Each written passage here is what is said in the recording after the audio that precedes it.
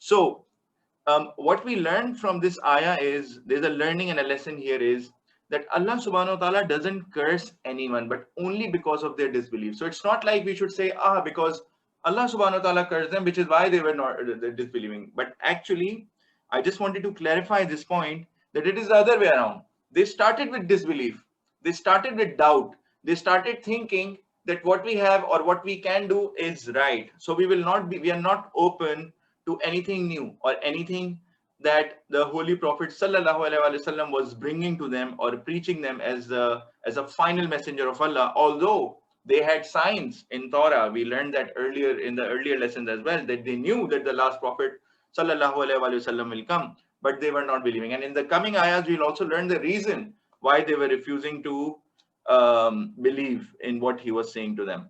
However, the important point here is that it's not that Allah subhanahu wa ta'ala puts it disbeliefs in their heart and he cursed them, but the point was that from the start they wanted to disbelieve, and this is the path that they chose, and then Allah subhanahu wa ta'ala cursed them because of what they chose for themselves.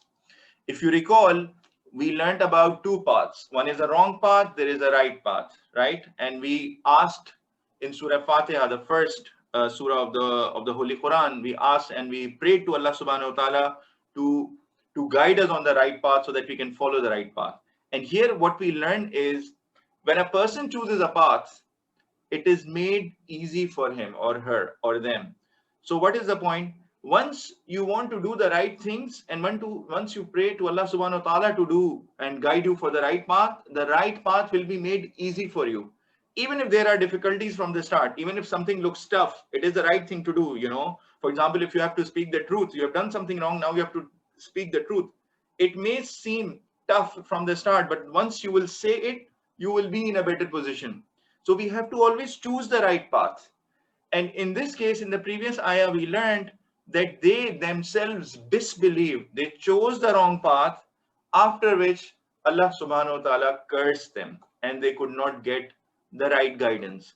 So we should always continue to pray to Allah subhanahu wa ta'ala to keep us and guide us on the right path, and we should take steps from ourselves to be on that right path so that Allah subhanahu wa ta'ala can make it easy for us.